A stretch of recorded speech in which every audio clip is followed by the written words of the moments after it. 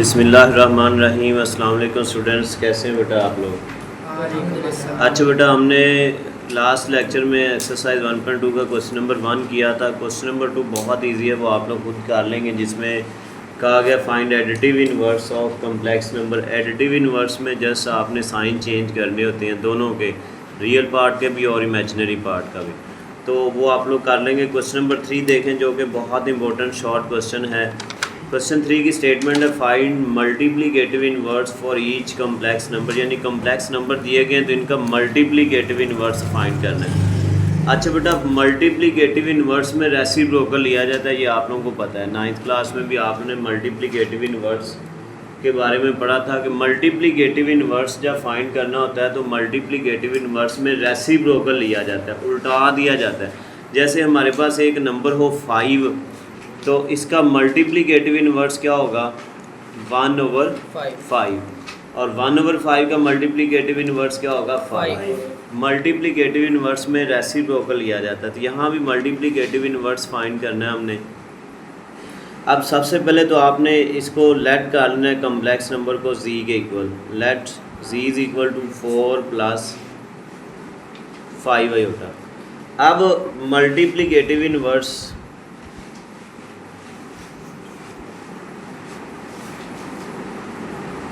Multiplicative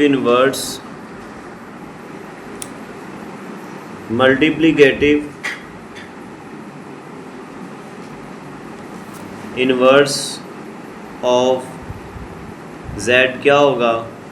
1/z। z का multiplicative inverse क्या होगा? 1/z। अब हमने 1/z की वैल्यू फाइंड करनी है। 1/z इज इक्वल टू, ये 1 ऐसे ही आएगा, z की जगह ये वैल्यू लगाएंगे। z की z की क्या वैल्यू है? 4 + 5 आयोटा। 4 + 5 आयोटा। 5 आयोटा। अब इसका डिनोमिनेटर क्या रियल है? इसका डिनोमिनेटर रियल नहीं है, कॉम्प्लेक्स है। तो हमने कल भी क्वेश्चन किए थे क्वेश्चन नंबर 1 के जो लास्ट 2 पार्ट्स थे, जिनमें 2 कॉम्प्लेक्स नंबर्स को डिवाइड किया था, तो डिनोमिनेटर में कॉम्प्लेक्स नंबर आ रहा था। तो हमने क्या किया था? उसको रियल नंबर में चेंज किया था। जब भी फ्रैक्शन में डिनोमिनेटर में कॉम्प्लेक्स नंबर आए तो उसको किस में चेंज करना होता है? रियल नंबर में चेंज करना होता है। और उसके लिए क्या करते हैं हम?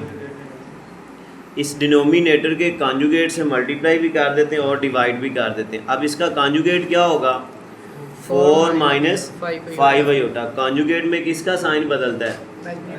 इमेजिनरी पार्ट का साइन चेंज होता है, रियल पार्ट का साइन चेंज नहीं होता। 4 + 5 आयोटा का कॉन्जुगेट होगा 4 - 5 आयोटा। तो 4 - 5 आयोटा से मल्टीप्लाई भी करवा देना और 4 - 5 आयोटा से डिवाइड भी करवा देना है। तो ऊपर ये 4 - 5 आयोटा 1 से मल्टीप्लाई होगा तो 4 - 5 आयोटा ही आ जाएगा। और डिनोमिनेटर में जब भी हम ये काम करेंगे रियलाइजेशन, इस प्रोसीजर को क्या कहा जाता है? रियलाइजेशन। तो डिनोमिनेटर में एक ही फार्मूला यूज़ होता है, और वो कौन सा फार्मूला है? a² - b²। a की जगह हमारे पास 4 है, 4 का स्केयर, माइनस b की जगह हमारे पास आ रहा है 5 आयोटा, 5 आयोटा का स्केयर। तो इसको जब हम सिंप्लीफाई करेंगे, ऊपर हमारे पास यही आ जाएगा 4 - 5 आयोटा, जबकि हमारे पास डिनोमिनेटर में 4 का स्केयर क्या होगा? 5 का स्केयर। 25। और ये जो आयोटा स्केयर आ रहा है इसकी वैल्यू क्या आएगी? -1 आएगी।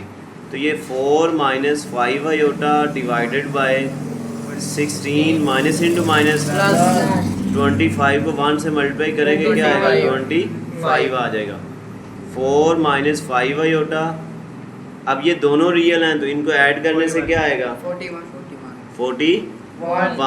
अब ये 41 को इसके नीचे लग कर देना और इसके नीचे लग कर देना है। 41 दोनों के नीचे लग लग हो जाएगा।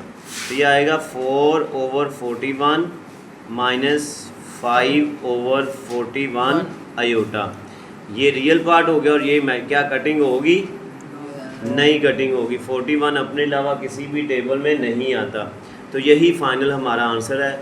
ये क्या हमारे पास आ गया? Multiplicative inverse of 4 + 5 iota. Clear? Yes. तो ये हमारा फर्स्ट पार्ट कंप्लीट हो गया। अब सेकंड पार्ट करते हैं। जी बेटा सेकंड पार्ट देखें। सेकंड पार्ट क्या है, 6 + 2 आयोटा। तो वही काम, सबसे पहले इसको जी से लेट कर लेंगे, जी के इक्वल। कॉम्प्लेक्स नंबर को ज़्यादातर हम जी से डिनोट करते हैं।